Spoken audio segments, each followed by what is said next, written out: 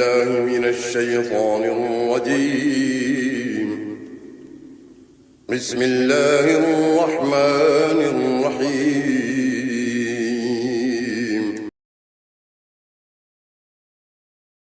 Number 2 سورۃ البقرہ آیت number 97. قل من كان عدوا لجبريل فإنه نزله على قلبك بإذن الله مصدقا لما بين يديه وهدى وبشرى للمؤمنين. آپ فرما دیں جو شخص جبرائیل کا دشمن ہے وہ ظلم کر رہا ہے، کیونکہ اس نے تو اس قرآن کو آپ کے دل پر اللہ کے حکم سے اتارا ہے، جو اپنے سے پہلے کی کتابوں کی تصدیق کرنے والا ہے اور مومنوں کے لیے سراسر ہدایت اور خوشخبری ہے. نمبر 2 سورۃ البقرہ آیت نمبر 98.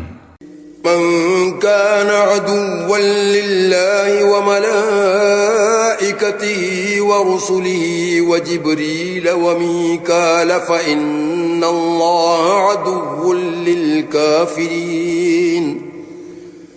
ترجمہ: جو شخص اللہ کا اور اس کے فرشتوں اور اس کے رسولوں کا اور جبرائیل اور میکائیل کا دشمن ہوا تو یقیناً اللہ بھی ان کافروں کا دشمن ہے. نمبر 2 سورۃ البقرہ آیت نمبر 99. وَلَقَدْ أَنزَلْنَا إِلَيْكَ آيَاتٍ بَيِّنَاتٍ وَمَا يَكْفُرُ بِهَا إِلَّا الْفَاسِقُونَ. اور بے شک ہم نے آپ کی طرف روشن آیتیں اتاری ہیں اور ان نشانیوں کا سوائے نافرمانوں کے کوئی انکار نہیں کر سکتا. نمبر 2 سورۃ البقرہ آیت نمبر 100. أَوَكُلَّمَا عَاهَدُوا عَهْدًا نَبَذَهُ فَرِيقٌ مِّنْهُمْ بَلْ أَكْثَرُهُمْ لَا يُؤْمِنُونَ.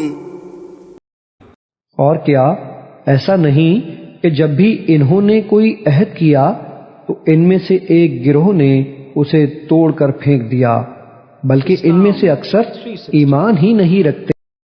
نمبر 2 سورۃ البقرہ آیت نمبر 101. وَلَمَّا جَاءَهُمْ رَسُولٌ مِّنْ عِندِ اللَّهِ مُصَدِّقٌ لِّمَا مَعَهُمْ نَبَذَ فَرِيقٌ مِّنَ الَّذِينَ أُوتُوا الْكِتَابَ كتاب الله وراء ظهورهم كأنهم لا يعلمون. اور اسی طرح جب ان کے پاس اللہ کی جانب سے رسول حضرت محمد صلی اللہ علیہ وآلہ وسلم آئے جو اس کتاب کی اصلاً تصدیق کرنے والے ہیں جو ان کے پاس پہلے سے موجود تھی، تو انہی اہل کتاب میں سے ایک گروہ نے اللہ کی اسی کتاب تورات کو پس پشت پھینک دیا، گویا وہ اس کو جانتے ہی نہیں، حالانکہ اسی تورات نے انہیں نبی آخر الزماں حضرت محمد صلی اللہ علیہ وآلہ وسلم کی تشریف آوری کی خبر دی تھی. نمبر 2 سورۃ البقرہ آیت نمبر 102. واتبعوا ما تتلو الشياطين على ملك سليمان وما كفر سليمان ولكن الشياطين كفروا يعلمون الناس السحر وما أنزل على الملكين ببابل هاروت وماروت وما يعلمان من أحد حتى يقولا إنما نحن فتنة فلا تكفر فيتعلمون منهما ما يفرقون به بين المرء وزوجه وما هم بضارين به من أحد إلا بإذن الله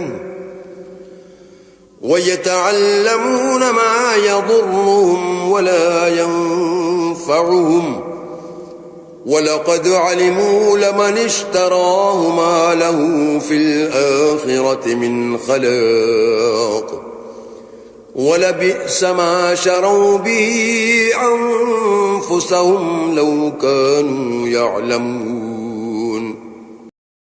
اس چیز یعنی جادو کے پیچھے بھی لگ گئے تھے جو سلیمان علیہ السلام کے عہد حکومت میں شیاطین پڑھا کرتے تھے، حالانکہ سلیمان علیہ السلام نے کوئی کفر نہیں کیا بلکہ کفر تو شیطانوں نے کیا جو لوگوں کو جادو سکھاتے تھے، اور اس جادو کے علم کے پیچھے بھی لگ گئے تھے جو شہر بابل میں ہاروت اور ماروت نامی دو فرشتوں پر اتارا گیا تھا۔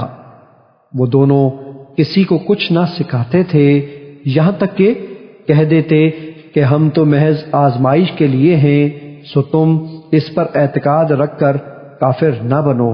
اس کے باوجود وہ یہودی ان دونوں سے ایسا منتر سیکھتے تھے جس کے ذریعے شوہر اور اس کی بیوی کے درمیان جدائی ڈال دیتے، حالانکہ وہ اس کے ذریعے کسی کو بھی نقصان نہیں پہنچا سکتے مگر اللہ ہی کے حکم سے، اور یہ لوگ وہی چیزیں سیکھتے ہیں جو ان کے لیے ضرر رساں ہیں اور انہیں نفع نہیں پہنچاتی، اور انہیں یہ بھی یقیناً معلوم تھا کہ جو کوئی اس کفر یا جادو ٹونے کا خریدار بنا اس کے لیے آخرت میں کوئی حصہ نہیں ہوگا، اور وہ بہت ہی بری چیز ہے جس کے بدلے میں انہوں نے اپنی جانوں کی حقیقی بہتری یعنی اخروی فلاح کو بیچ ڈالا۔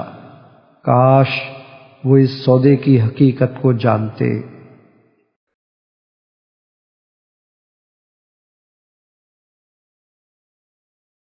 نمبر 2 سورۃ البقرہ آیت نمبر 103۔